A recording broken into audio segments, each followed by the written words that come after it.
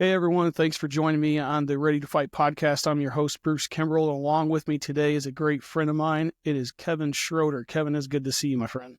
Good to be here. Yes, sir. Brief introduction on Kevin. Kevin Schroder served in the United States Marine Corps from 1990 to 1994, during which he deployed to Desert Storm. After an honorable discharge from the military, he joined the police department where he served the next 21 years in the surrounding area of Houston, Texas. As a police officer, he served in the Patrol Division, Criminal Investigation Division, and the SWAT team. You were honorably retired from law enforcement in 2018 as a patrol lieutenant, and you currently work for Mighty Oaks Foundation, which is a faith-based nonprofit organization that helps veterans and first responders find hope, healing, and restoration through Jesus Christ. You are happily married to Rachel Schroder for 34 years. Congratulations on that. You have 3 children and 3 grandchildren. Kevin, again, it's good to see you, man. Good to be here. Good to see you. Yes, sir. Man, I was thinking the other day when I knew I had you on a schedule to come, I think we met, I might have the dates wrong, but I think we met way back in, I can't remember if it's 2018 or 2019. And I was telling a couple of my friends that you had a tremendous impact in my life. And I hope eventually we can get into this, but I remember like you reaching out and telling me about Mighty Oaks and things like that. And I remember like telling my wife, there's no way I'm going to this program. And by the end of the week, after we had some conversations and stuff, I think I ended up joining that week. So that's when our friendship began. And man, it's been great. You're an awesome, incredible man. And I absolutely love to be around you. You have a very awesome personality and you're a great leader, man. So I appreciate that. Oh, thank you. Yes, sir. All right, we're going to dive into this a little bit. Kevin, give us a little bit of background. Like, where did you grow up? How many siblings did you have? All right, so I was born in Tampa, Florida. My dad was a Air Force Vietnam veteran, and I was raised with my sister. She's 2 years older than me. So lived in Tampa till I was about 7, then moved to Saline, Michigan, which is right outside Ann Arbor. Lived there for about 6 years, and then we moved to Texas, where I've been most of my life. Awesome. Growing up as your dad was a Vietnam veteran, what was that like? My dad was a very reserved person, very quiet. I didn't understand what it meant to be a combat veteran, especially Vietnam. I think they're in a category all by themselves. Mm-hmm. So I didn't understand what that really meant till I got older. But childhood, I had a roof over my head and I had 3 meals a day. I was safe from any physical harm. It wasn't an ideal upbringing, though. My parents definitely struggled with marriage things and parenting and just some alcohol abuse and things like that. So it was chaotic in regards to the peace in our home. But overall, it was, like I said, I was taken care of as far as the needs that I would need. So growing up in that type of environment, obviously different struggles and things like that. What was it like relationship-wise with your parents and your siblings, your sister? I have to be honest with you, there was a lot of fear and anxiety because my parents did fight a lot, and that usually meant that my dad would either get kicked out of the house or he would leave. And, for days at a time, I remember riding my bike as a kid to different parks and stuff where he would frequent. My dad, he was a suit and tie guy. He worked in Ann Arbor. And, he would take bird baths in a park, right? Because he's living out of the car. Nobody would have known. Nobody would know that was going on in our house, And I would go to the parks just to visit him, see what park he was at, ride my bike. So that's a lot in my memory. One thing I did not see was conflict resolution. And I think that would be the biggest negative impact in my life because it is something that I took into my marriage. And it almost cost me my marriage, but it's something that I've really had to work on and break that chain, that bondage of like running from conflict and stuff. So I really had to face it, and it was hard. It was a struggle, but it's just kind of something that was passed to me as when I was a kid. So, my parents would fight like cats and dogs, sometimes police involved and stuff, all the way up until they got divorced when I was a senior in high school. Wow. Growing up, did you go to church? Did your parents go to church? We would go through small seasons where we went to church. It was predominantly a Catholic church. The times I remember is like the holidays, but it wasn't anything to where it was lived out at home, and it was we went to church less than we went, if that makes sense. Yeah. So going to high school, you went to high school in Michigan, correct? No, I moved to Texas when I was in the 8th grade, a town called Bay City. That's where Rachel was born and raised. And we went to the same high school for 4 years. And we met the second semester of our senior year, about 2 months before we graduated. Awesome. So Rachel's your wife. Yes. And so you ended up marrying her later on in life. So what year did you graduate high school? 90. Okay, so you went basically from the high school, you joined the military pretty much right away then? Yeah, so my parents, when they got divorced, I had about 2 months left. My dad got remarried pretty quickly. Mom took the divorce really bad. I was staying with her. And, I saw the Marine recruiter at career day and, talked to him about joining, said he would need one parent to sign. My mom wouldn't sign, but my dad signed under some conditions. And, he ended up moving out of state. And I was supposed to go to boot camp a few months after I graduated high school. But right around graduation time, like within 2 weeks of graduating, my mom said, "Hey, you have to leave. I can't do life. I definitely can't do you." So I called the recruiter, see if I could get in earlier. And I called him on a Friday, which was 2 weeks after we graduated, and because I was in the late entry program. And he said he would call me back. And he said, "Hey, can you leave Sunday to go to MEPS in Houston? You'll fly out Monday morning for boot camp." And I was like, "Yeah." And I did it because I needed a place to stay. Rachel and I had been dating 2 months, and I just basically went through boot camp, my schools, and we got married. So graduated in June of 90, and we're married December 90. Wow. So I want to take just a short step back. So walk us through, you come from straight out of high school, delayed entry program. 2 weeks later, you're on the Yellow Footprints. What was that like for you? It was a culture shock because I was 17. I didn't turn 18 until 2 weeks. My birthday's 9/11, and I graduated like September 22nd or something like that. Or 20, yeah, something like that, 22nd. So I turned 18 in boot camp. But as a 17-year-old, I was one of two 17-year-olds in our platoon, and we started off with like 90 guys, graduated with I think low 70s, and it was a culture shock for me. I mean, it definitely. The uniform looked great, but when I was in boot camp, I was like, man, it don't look that great. It wasn't until I graduated and got to put it on, but it was just a culture shock. But man, it is what I needed because like I had nobody in my life like showing me what like manhood was really about, right? And that was the closest thing, to manhood, if you will. I'm not going to say godly manhood by any means, but definitely about, I think all the military branches focus on, integrity and character and pride and respect and discipline and all that stuff. Like they instilled that in me, which has still followed me to this day and definitely through my law enforcement. That's awesome. So graduating boot camp, you do all of your schooling and stuff. You guys, what MOS were you? Was you like an infantryman or what was you? No, I see. I thought that's what everybody went in as, but my dad said, he goes, I'll sign. He wasn't too big on me going in the Marine Corps, but he said, the only way I'll sign if you don't go in as a grunt, you have to go in and learn something. So I told my recruiter that, and he says, well, you could go in like anything in the engineer field. And so it wasn't until I knew I was going to be something in the engineer field, I didn't find out what it was till after Marine combat training. So, and then I got sent to welding school of all things. Nice. Yeah. So you learned a trade while you're there. Yeah. That's awesome. Probably, did you ever transition into welding anytime after that?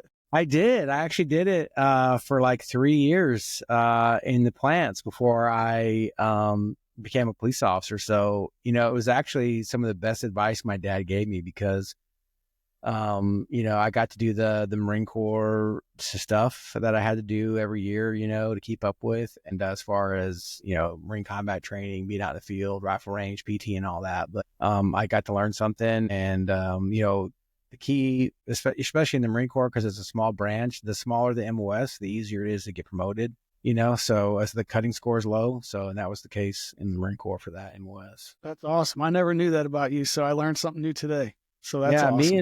Me and Jeremy, you just had Jeremy on your podcast recently. We share the same MOS. Wow. I did not know that. Yeah. That is crazy. Yeah.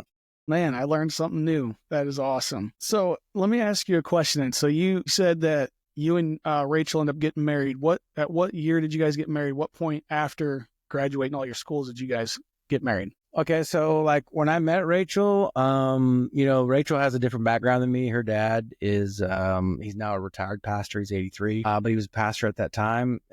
Was up until just a few months ago when he retired. So she was born and raised in a Christian home. And what's unique about that, I definitely want to leave this out of the story, because she actually told her parents she wanted to go in the Marine Corps. And, she comes from a tight-knit Hispanic family, and they were like, no, because then we'd never get to see you and all that. So she remembers going out to the carport and praying for a Christian husband and a Marine. And I was neither. But during that time frame that she prayed, I would go to career day, see the Marine recruiter, and then I would meet her. And I'd start to go to church with them, and actually got saved at her dad's church. And here's another little fun bit of information. Now, 30 something years later, I am the pastor of that church. Wow. That is incredible. Yeah. Well, it's a bivocational, it's not a full-time gig, but after he retired, they did some prayer searching and searching for a pastor and stuff. So I got voted in to be the pastor. It's a bilingual church in Brazoria, Texas. It's Spanish English, but anyway, but so I became a Christian. I surrendered my life to Christ, and we started dating. And I said, hey, I'm going to the Marine Corps. It's either 4 years apart or 4 years together. And the night I was at MEPS, we were dating for a hot 3 months. I had given her a promise ring. I said, hey, can we turn that into a wedding ring? That's, I'm embarrassed to say that. That's how we did things back in 1990, apparently. She said yes. And so I'd go to boot camp for 3 months, and then I'd come home for leave for like 2 weeks, then go to Marine combat training for a month. And then my welding school was 3 months. And it was right before I graduated from the welding school is when I took some leave and we got married. Wow. So walk us through what that looks like. Now you're new in the Marine Corps, and you're newly married in the Marine Corps. What does that look like? Showing up to your unit for the first time, I'm assuming, did you guys live off post or on post? What did all that look like? Yeah, man, it was rough, because like the day I left for MEPS, that's the day I got baptized. And, when I got to boot camp, there wasn't a welcoming for new Christians. You know what I mean? Like we're running cadence, like our drill instructors are singing cadence, like things that I've never, I'm pretty sure we shouldn't be singing this, right? And so I was young and a new Christian, but I knew that I shouldn't be saying that stuff. So that was kind of what it was like in the Marine Corps, I would imagine, in every branch. But when we did get married, they gave me a dream sheet in my welding school and said, hey, you can pick East Coast, West Coast, or overseas as far as the duty station. So I picked East Coast because at that time I had some family living on the East Coast, and they said West Coast. So I went to Camp Pendleton, and we'd been married. We were together for 2 weeks after being married, and we didn't have a place or anything. We were just alternating between my dad's house and her parents, and they were living in different states. When I got to Camp Pendleton, they said, hey, you're only here to process to go to Okinawa. That's your duty station. You're going to be there for a year. So I was like, I told that news to Rachel. I said, hey, as soon as I get to Okinawa, I'll try to see about getting you over there. And, like I said, we'd been together for 2 weeks in person before I went to Camp Pendleton. And when I got to Okinawa, they said, hey, you're like brand new. I think I was a PFC still, might have been a Lance Corporal. And they're like, hey, yeah, there's no way you can bring your wife here.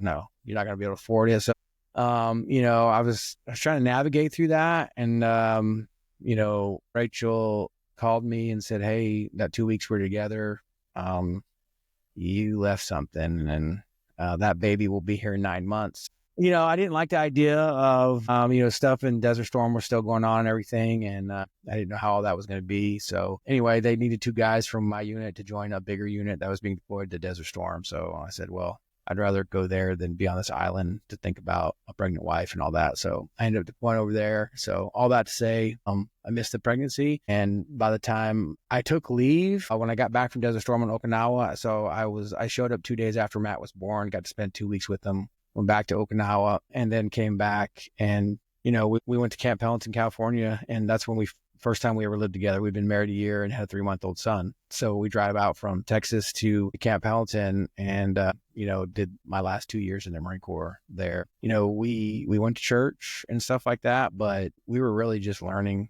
to get to know one another. I mean, we had a kid we were trying to raise, so rough. Things were rough, right? It was Wow. just at that time, the military was paying once a month. That's you got a paycheck once a month. So, I was 20 and I didn't know how to budget. I didn't know how to be a husband. I didn't know how to be a dad. So it was a rough start, man. We just kind of flew by the seat of our pants really for the first several years. Oh yeah. Man, that's crazy. So what was Desert Storm like? When I got there, Desert Storm it was a different war, man. It was like, at least the part that I was exposed to was an air war. So, the closest thing I got to combat was friendly fire. We were staying in these like Quonset hut type hooches, and a Marine, trapped the entry door with a white phosphorus grenade and set it off. So we all wake up inside there to a loud bang and a wall burning and stuff. So I just remember jumping out of the window with my gas mask. I had my green PT shorts on, combat boots, and a t-shirt. And there were two Middle Easterners outside the window that, man, I had like pressure on the trigger. Right. And they were our drivers. And so I was fortunate not to have pulled that trigger. But anyway, that was the extent of, the combat I saw. I mean, there were other times where situations got uncomfortable. But for the most part, man, it was just, I was there for 5 months. I got to learn a lot as a young man about what it was like being in a country like that during a time like that. So nothing too kinetic or anything, but it was definitely difficult navigating faith and being away from family and being in that environment. Yeah, for sure. How did Rachel take it when she knew that you were leaving Okinawa to go there? She wasn't happy about it at all. I mean, for her to go through the whole pregnancy by herself, that's a whole different battle. The good thing is, like, she is real close to her parents. So am I. Like, they have been a mom and dad to me.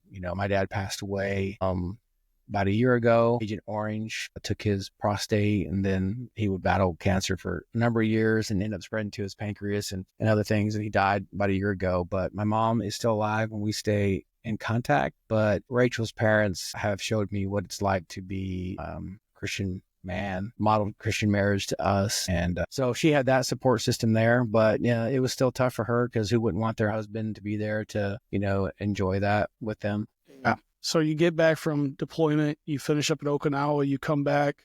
What is the remainder of your time like being newly married now that you've been married, but you've been apart majority of it? So what is that rest of that military life like as a married man with your wife before the transition? Man, it was, like I said, it was tough because California, it's high cost of living and getting paid once a month. Back then, I was a Lance Corporal. I ended up getting promoted to Corporal not soon after getting there. But even still, it's not a lot of pay for living in California. So that aspect was tough. It was really tough on Rachel because she was so close to her family, I mean, we laugh about it today because, that we had landlines back then. There were no cell phones. So, our landline bills range from $700 to $1,000 a month. So because she was talking on the phone with her mom, which is understandable because, like I said, there was no internet and all that back then. So, she's trying to raise a baby and be married and be in the Marine Corps. And it was just, it was tough. I still was a new believer. So I was having a hard time navigating faith in the military. But, I will say that everywhere I went, whether it was in a chaplain's tent in the desert or a Christian center in Okinawa or, the church that we went to in California, we talk about these 4 B's at Mighty Oaks, be in the word, be in prayer, be in touch with your core man, be in fellowship. I was trying to lean into those. We didn't call it that back then, but, most evangelical churches have that type of discipleship plan. I was trying to stay grounded in the word, and we were a part of a church. If it was without that, things would have been a lot worse, but it was just up and down for us because of our age and the dynamic of, spending our first year apart and having only dated for 6 months prior to getting married. And, 3 of those months we were actually together in person. Yeah. So it was a lot of, standing in front of a puzzle with a lot of small pieces and trying to put it together. Right. So, but, it wasn't horrible because we have good memories, I mean, it was tough, but, we'd look back at it now as like, wow, to seeing God's hand bring us through that. Man, that's awesome. So now you guys transition. So now you transition out of the military and you're going into civilian life. What's that like? So like when I was getting out, like the Marine Corps puts you through this like transition, like a week thing. You go to different classes and stuff, and they had the California Highway Patrol come on base, and we're trying to recruit Marines from Camp Pendleton. And I was like, wow, they were kind of planted the seed because it really looked like, law enforcement uniform is militaristic and it draws a lot of veterans, and I was like, man, I'd like to do this. I just can't do it in California because we need to get back closer to home, where family is and stuff. So, I was 21 when I got out, and I needed to pay bills. So that's why I started working construction. And I did that for about 3 years but I really had this seed planted in me, like, man, I want to be a police officer. So, I ended up taking a low paying job. I became like the maintenance man of the church we were going to in Bay City, so I could go to the police academy at night. And I went to the police academy for 9 months, and then became a police officer in 1997. Nice. So walk us through a little bit about the transition there now. So you're almost working 2 jobs, right? You're going to police academy at night. You're working a day shift job. Now you transition into, what are you, patrol officer at this time? You on the streets? So what is that like now, coming from the Marine Corps and now you're on the streets in somewhere in Texas as law enforcement? Man, I loved it. I fit in good in that environment because, there were other veterans at that department, but just the environment period, whether you're a veteran or not, just that militaristic environment and the things that police officers do, the drive fast and arresting people and all that, but like helping people and everything too, that it was just, I fell in love with it. Definitely too much, because I kind of had my identity wrapped up in that. At that point, Matt was 7, and Rachel, I would be in that job for about 2 years, and she would get pregnant with our daughter, Kirsten. And it was during that time frame when Kirsten was born that like things went south in our family big time, because I was working night shift, and I was making compromises in my faith. I wasn't living it out. I really just kind of adapted way too much to that military or to that police environment. And it's a dark environment, because just the culture, it's a lot like the military. So I started to make some compromises, in my walk, my faith would not be the number one priority in my life. And so I would just, I'd make some decisions, that would drastically change the trajectory that we were going. Our marriage was affected by infidelity because of me. And I didn't think that there was a way to come back from that. So I would, we were married for 7 years at this point, and 4 that were in the Marine Corps, and then 3 as a police officer. And I filed for divorce, and I just ran because I was like, man, I don't know how to get out of this mess, this pit that I've dug for myself. And so that's the path that I was on early on in my career as a police officer. What kind of effect do you think, obviously you and your wife are struggling, there's a lot of things going on, you named some of them there. What effect did that have on your kid? During that time frame, Matt would see one of the things that he has told Rachel, stuck with me. She would tell me later on, because, Rachel, she had a different reaction to it. She was hurt, obviously, but she has this phrase that she's coined. It's called pray dirty. And she would pray Colossians chapter 1, verses 9 through 14 over me, which, the summary of that would be that Kevin would be in the center of your will, that you would strengthen him, and that you would just transfer him from the domain of darkness to the kingdom of your son, the kingdom of light. And she just prayed that with my name in it and stuff like that. And, my kids, Kirsten was a baby, so she doesn't even remember it. But Matt would tell Rachel that, hey, can we just go find a new dad? So that was the effect it was having on him. Wow. So I want to dive into this part right here a little bit more, because you have a very similar situation. When I was struggling and I was in my situation, my wife was the She was the pillar, and I fell. Right. So she was the stronghold holding everything together in our house. And it sounds like that's what was going on here. So give us the perspective of your wife. So you're struggling, you're battling all these different things. You're already filing for divorce, but your wife is doing what? Yeah, she's praying and stuff, but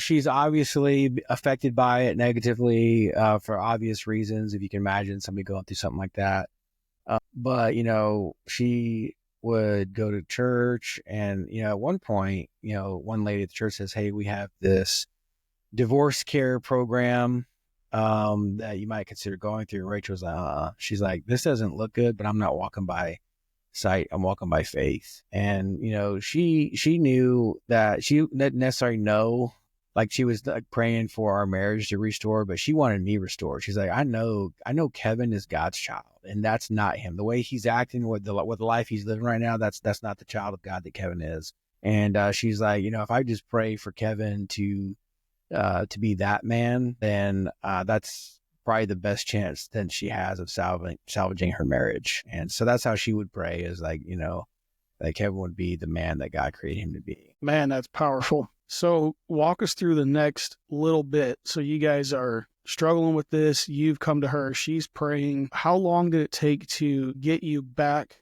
to where your marriage was mended? And then not just mended, but what did that transition look like for you in a spiritual aspect? During that time that she was praying, the time that we were actually separated, it was about 4 months, maybe 6 max. And, right around the tail end of that period, the 4-month or 6-month mark, however long it was, I never was like comfortable. I knew like inside, like, this isn't me. Like, I knew that I'd made some bad decisions. Was like, man, I just don't know how to fix this. I had already, the times that we fought when we were in Camp Pendleton in California, whenever I heard crying or yelling, like, I was out the door, because, there was no conflict resolution being raised.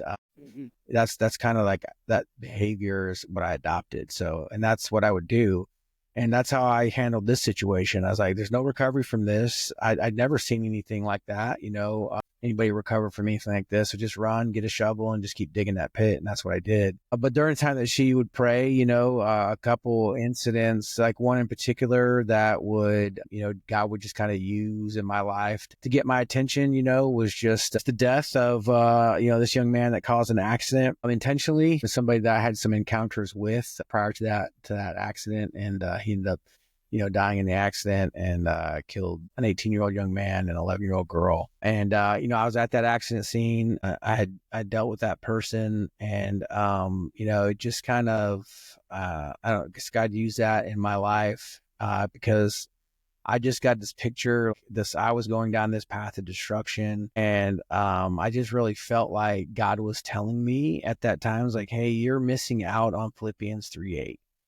Which is, Paul wrote, it says that I consider all things lost in comparison to the surpassing worth of knowing Christ. And, I just really felt like God wanted me to grasp that. And he wanted to use me as a police officer to share that hope. And that accident scene would definitely shake me to the core. And it was around that time I just felt like this move in my heart. Like, I thought, man, if I don't get out of this mess, if I don't make different decisions, it's not going to be a good ending. I just felt, it's hard to explain, but I felt this impending doom inside of me. It's not like the kind of impending doom you feel when you're having like a panic attack or something, like it's an irrational fear. I just really felt like, man, if I don't make a different decision, some bad things are going to happen to me.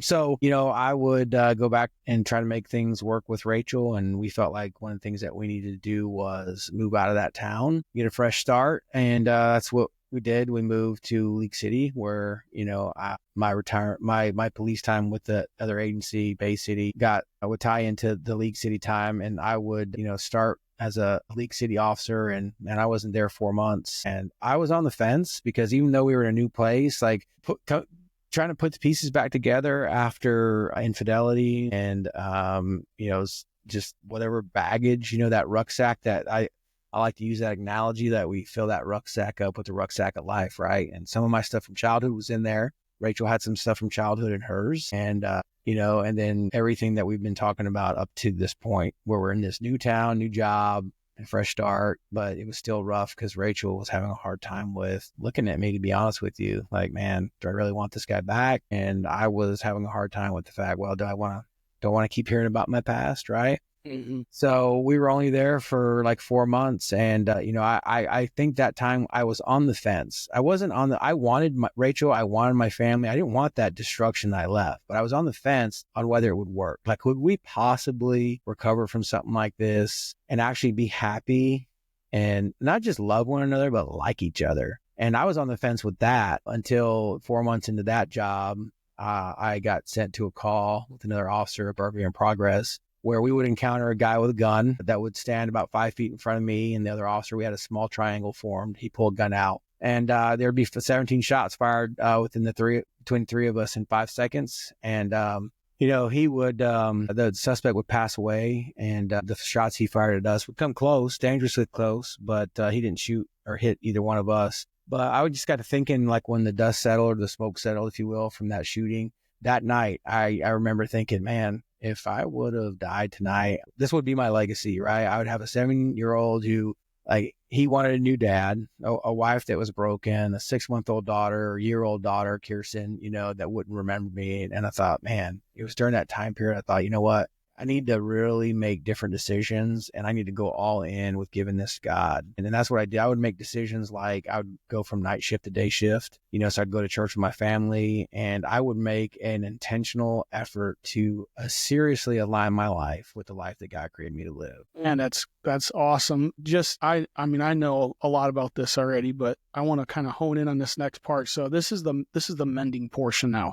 So you're going from a transition where you've made a conscious decision that going forward, this is how I'm going to live. And it's worth a fight at that point, right? You and Rachel, you are making a commitment. You're going to serve God, and you are going to mend this marriage, and you're going to make it work. And I remember you telling me, not just me, but you've told many others about that mending period of now you're taking your kids to school in your squad car, and you're doing devotions with them. Walk us through that process of it, from what your kids seen before and wanting a new dad to what that next portion of what God did in your life will show you. Yeah, man. When I started to really lean into my faith, we would join a church, and I would go through the discipleship process. Like, I remember during that time, there'd be some men, I call them Texas Baptist men, with cracked hands and cracked Bibles, and look me in the face and say, hey, you need to buckle your pants up and be a man. And, this is what that looks like, a lot different from the type of manhood I learned in the Marine Corps, which is important. But I think the most important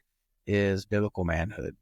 And they would walk me through the pages of scripture, kind of like what we do at Mighty Oaks. Mighty Oaks still wasn't around then, but like I said, same concept. These guys would walk me through the Bible. We'd go to church. We'd be part of a life group, which is like Sunday school. I would meet guys like corner men. We called them accountability partners back then. God would, the way he would work in that. Like, I remember we went to our pediatrician. He was new. And at this point, Keaton, our youngest, was born. So our adult kids now are 33, 26, and 21. Caden, as we're going through this mending process, Rachel gets pregnant with Caden. He's born. We go to the doctor, and I'm in the room with Rachel and Caden, and I'm reading my Bible. And doctor's like, hey, what are you reading? And I'm like, James. He's like, yeah, I can see that, but what are you reading in James? And then I tell him, he goes like, hey, who's holding you accountable? And I was like, nobody. And he says, well, I have a group that meets every week at Denny's. Why don't you come? So I came, and man, that would start a relationship with us for years of accountability, where I'd meet with his group, or just be me and him one-on-one. And God had used other guys like him. So it was basically being intentional, not just intentional, but obedient. Because, these are not just ideas, but it's what God's word says. Like, there's scripture that says, hey, be in the word, be in prayer, be in fellowship, be in touch with the corner man, right? Verses like, as iron sharpens iron, so does one man to another. And other verses similar to that, right? Yeah. And so I would start to do that and do those things. And it would still be roller coastery. We'd have our ups and downs. It's not to say that everything was fine. It took several years for us to get a good groove in healthy home life and really integrating faith and at work and stuff like that too. But we would get at a point where Rachel would see some significant change. She would even say, she goes, man, if I had to do that all over again for you to be the man that you are today, I would. And I'm like, man, I never thought I would hear anything like that. And that's not anything that Kevin can do. That's only something that God can do. Yes. And so, and it's hope. I mean, everything, if anybody gets anything out of this story, it's hope. Like, the Bible talks about in Isaiah that God can bring beauty from the ashes. And that's what I've seen. Like, as I say this podcast right now, Rachel's in the backyard with our daughter and her daughter, our newest grandchild, who's 8 months years old, right? 8 months years old. That doesn't make sense. 8 months old. And, and I'm hearing the noises back there and stuff like that. And man, like Caden wasn't even born when we went through all this. I mean, none of this was on my radar. Our third child, grandkids, my granddaughter the one that's here looks just like our daughter when she was that age. And that was the age where we were going through hell. Mm-hmm. So it's almost like God's giving me like this a God wink. It's like, hey, this is what you missed out on, and it's just like his grace and his mercy and his steadfast love are so much better than settling. So there is, fast forwarding a little bit now, because I believe this next portion of it is when you're a patrol lieutenant. And I love when you talk about this, because I love how you portray yourself as this patrol lieutenant. So I want to focus on this. And there's a part I want to gather about when you are put into another situation and you pick up the phone to call your wife. Now, this is when both of you are relying on God. You both know that this is like, no matter what, God's the only thing that can bring us out. Walk us through this next situation of when you pick up the phone in a very troubling situation and what your wife says.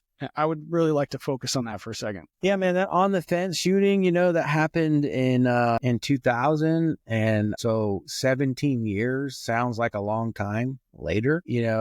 I would be in a similar situation physically, but definitely in a different spot in my marriage and my walk with God and everything, right? Like 17 years, he would take the beauty from the ashes.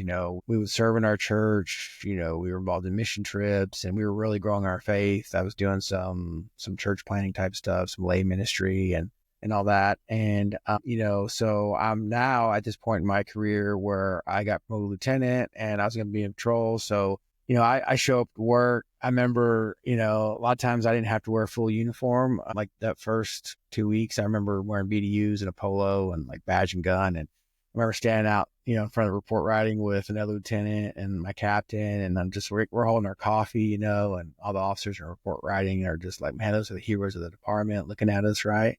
That anybody look at us that way. But, we're just standing out there. I'm thinking, man, I can, like, my mindset, it kind of changed because I had when I was a sergeant, I was in an undercover unit where we were posing as people that, so we had a big problem with people getting carjacked and stuff like that. So we would try to put ourselves in situations like that as undercover. So it was kind of a dynamic police environment, pretty fun actually.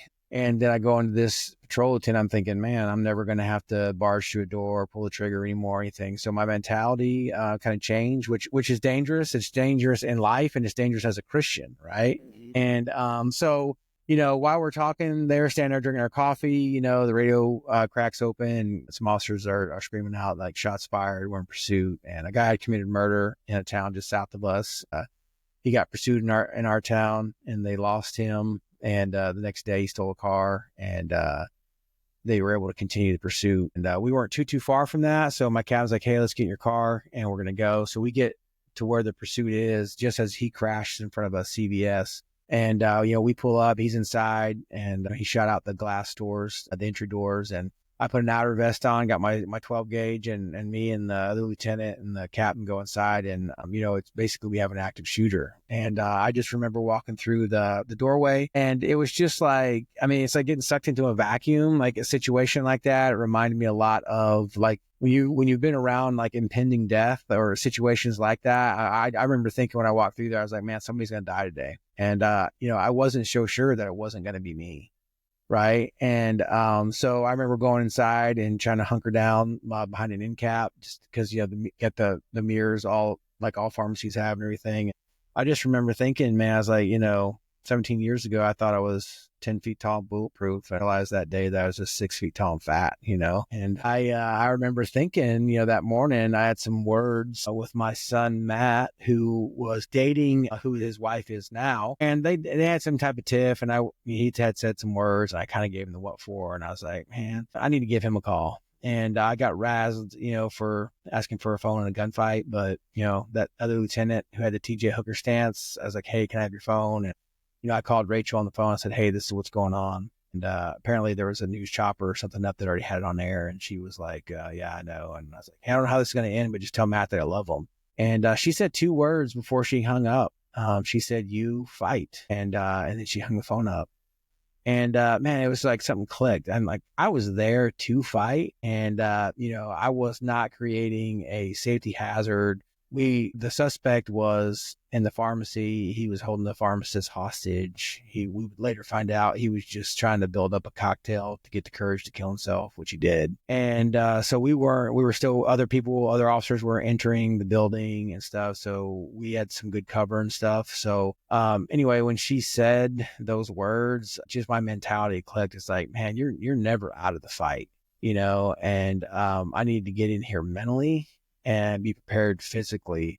So, it'd be a short time after that, we hear a shot fired, which was the suspect killing himself. But it was just a reminder for me, like in my Christian walk, like I have to have this fight mentality all the time. It's like me and you were talking before, you started recording. We have an adversary that the scripture talks about that roars around like a lion, seeing whom he may devour. And the book of Revelation says that he knows his time is short. In Revelation chapter 12, and, an animal that's backed in a corner is mad, right? So we're always in the fight as Christians. And, but not just that, whether I'm in a law enforcement career or wherever I'm at, like my mindset has to be sharp and ready, so God has definitely used Rachel in my life. A lot of times that word helper in the Bible, if you get the original translation, the spouse being a helper, the wife being a helper, it has to do a lot with accountability. And I feel like God has used Rachel in a lot of ways, but definitely in that. Man. So how many years after that situation was it till you retired from law enforcement? So that would happen in 2017, and I retired in 2018. That was my 21-year mark. I could have stayed. But it was just a good season. I'd been a patrol lieutenant for 3 years, and the higher up, at least in that department that I worked, that you get, the more the battle is inside the walls and not outside. So it wasn't an environment for me to thrive in, and it was just, and I always felt this pull to ministry, and I'd already been through Mighty Oaks, like a couple years prior to that. Which, that helped. What Mighty Oaks did in my life as a mature believer was sharpen me more, and it got legacy on my radar more than it ever had been, right? So I credit to how God has used Mighty Oaks on that day too, in that CBS. But anyway, I was contracting, I was a team leader and stuff, and the opportunity arose for me to be able to retire and come to work for Mighty Oaks. So how long have you worked for Mighty Oaks now since retirement? 7 years, yeah, on my 7th year. And you're not just a team leader, so that everybody knows. You are a program manager, if I'm saying the role correctly. And so you walk us through like what you do with this organization. What does that look like? So I'll work about between 5 and 7 sessions a year where I'm the program manager at the session. And when I'm not at a session, I do remote work at home, like leader development, like guys that want to be team leaders. Like we have, about 20 or so in the pipeline right now, whether in phase 1 or phase 2 to become a team leader. So I spend time with them in Zoom training them. We do teach backs for the class they're going to teach. We do Zoom training on how to lead a breakout. A lot different training from what I got and from what you got. But we're a lot more intentional now. Before guys go to sessions, they get like 2 Zoom meetings. One's training, one's doing their teach back. And so doing things like that, scheduling the staff for the sessions that we have, like we're having 31 men's sessions this year. And so I run the schedule for that and do the fill-ins for guys that got to cancel. And, do some speaking events at churches or police departments, scheduled to go to Peru in May because we are training the Peruvian military to do resiliency programs like we do them here. So that'd be my 3rd time going to Peru to be a part of that. But that's kind of the gist of it. Awesome. So now I want to kind of touch. So we've walked through all this process of your life and the struggles and stuff that you had, and now you're in the transition period where you're learning to give back.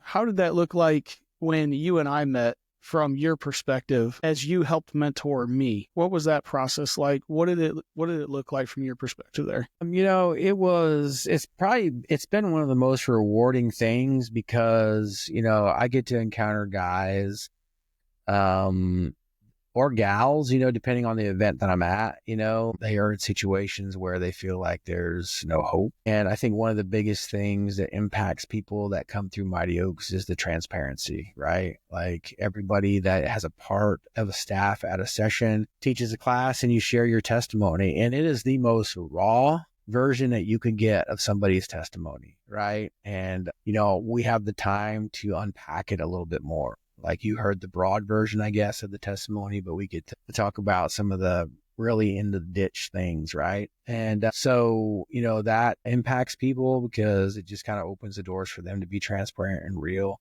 and just speak that hope into it, right? So it's just amazing to be able to see because it also shows me like what God is doing. Like none of this is work of Kevin. Right. Like you and I met at a Lone Survivor event and, I had no idea that years later now, that within 5 years, like you would become a team leader with Mighty Oaks. We're doing a podcast now together. Like these are things that God is lining up and just be able to be a part of it. It's just, it's really fulfilling. Yes, it is. It blows me away, to be honest with you. I haven't done as many programs as you have, but I've been a part of quite a few. And it is so rewarding to sit back and we can show up on Sunday when we all get there, we collaborate, we start prepping for the week and things like that. And then everyone shows up on Monday. And how rewarding is it to see the looks on their faces, the baggage that they're carrying, just, the hurt, the pain, all the stuff that you see all these men walk in with. And then to see them Thursday night, just the drastic change. I mean, you can see the progression through the week, but Thursday, I think it is so rewarding to look and see, man, look what God has done over a period of 4 days. It's so incredible. It is. How many sessions do you think you've done that you've literally been able to see from someone who came in? I know this personally because I was there at this session, who came in as an atheist or agnostic, someone who you thought would never turn, believe, transition, or even put any thought process into becoming a Christian. And then you get to see the reverse side of that. How often do you think you've seen that happen? I've seen stories like that from, I was averaging from about 2018 to 2023, about 12 to 15 sessions a year, which was not sustainable. That was a long enough period to do that. I had to really back off some of those sessions. But to answer your question, we get to see it a lot. Whether it's, people that have church hurt, that years of bad experience at church, or agnostic or atheist, or just Christians who feel like, man, they're just struggling, and I've just seen at every session, just life change, drastic life change. That's why it's so hard to describe to people. Like, hey, you should go to a Mighty Oak session. This is why. You can't, and I always tell them, I said, you're going to remember these words, but you can't put words unless you go. I mean, it's a work of God, because you're only there for 3 full days, Monday and Friday are not full days. Yeah, man, it's just amazing to be able to see that transformation. Yes, it is.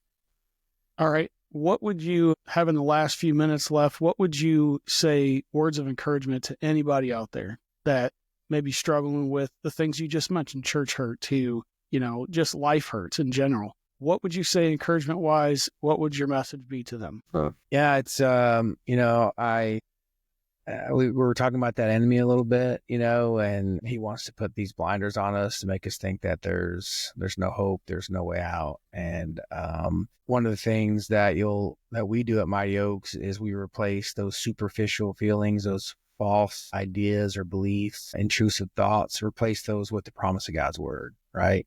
Like one of the Bible verses that I cling to and have ever since that that time that when me and Rachel were getting back together, moved to the new town, started over, I dealt with a lot of guilt and shame. I had survivor's guilt over some deaths that happened at work. I had guilt over what I had done and in my marriage and how I was representing God to my kids. And I was dealing with depression. It would get me down. I was like, man, I was very skeptical, and Philippians 1:6, man, when I encountered that, God would use that and he welded it to my heart, pun intended. And, that he who began a good work in you will bring it to completion. And I was like, wow, me coming to faith and everything, that's a work of God. And I don't have to depend on Kevin or rely on myself that I'm going to have purpose or identity. I just need to trust the Lord.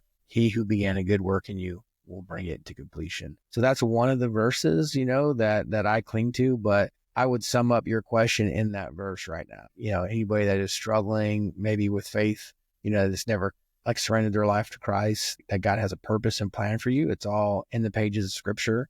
And for those who are a believer or follower of Christ, but life is not like it should be, God can turn that around. And we just have to align our lives with the life he created us to live. We do that by getting into the Scriptures and being obedient, So, and, sounds kind of cliche, but, those questions of the week that we have at a session, that one question, if what you're doing isn't working, why not try something else, right? And man, that's what it boils down to. And no one has taken away from us or can take away from us the ability to make different decisions. And if what you're doing isn't working, I used to say, I think this is that something else. And I'm like, I know it's that something else. Because if it wasn't, you and I wouldn't be talking today here. Mm-hmm. Right? Like life would look so much different for us, So yeah. Hope man, Kevin, it does, man. That's powerful. It's so good to hear just from the beginning of this, growing up as a child, the things that you faced obviously in your childhood, and then all the way to the marriage. And I know for a fact it's a tough marriage. There's so many similarities in our stories. It's so crazy to think, because I got married right away too. Then I deployed immediately right away. And so we battled some of those same things, and we got pregnant immediately right away. And I know, man, it was so strong. It was tough. My wife was very close to her family and never was away. So there's so many similarities. So I know that struggle, and it's hard to put into words to people to get them to realize like how much we take for granted being together. And then just to see the transition all the way through all the things that you and your wife went through, the kids, and then to where you are today. It's just incredible to see this and to know that there's only one way this can happen. It's not through some secular marriage counseling. It's not through some psychologist or anything else, but it's literally through the power of Jesus Christ. It's having a relationship with Jesus Christ. And that is the one thing that a lot of these marriages that are failing are missing, is just that relationship with Christ. So, Kevin, it has been an incredible pleasure to have you here. You're a great friend of mine. I absolutely love to be around you. Like I said before, we have tons of fun times together we've had. So, yeah. So it's been an incredible to have you here, man. I appreciate you taking the time to share your story and stuff with us. And it's not just a story, man. It is literally a testimony. So I appreciate that. Well, thanks for the opportunity. Yes, sir. Anytime. We can always do a rerun. We could do a part 2, part 3, part 4. And congratulations on the pastoralship. That's 2 things today that I learned. I did not know that yet. So, yeah. Man, that's incredible. And I'm super happy for you. And man, I'll have to make a pop in on your church service sometime. Come on. I'll bring it, man. So again, it's been a pleasure to have you here. But for everybody out there, thank you for watching the Ready to Fight podcast. Don't forget to like and subscribe and hit that bell so you always know when another podcast is going to be coming. We appreciate you following me on this journey and everyone else. And we thank you so much. Stay tuned because there is many, many more coming. And don't forget, never give up. Always keep in a fight. Remember to always keep God in the center of everything you do. And until next time, thank you all for watching. I appreciate it. All right, Kevin.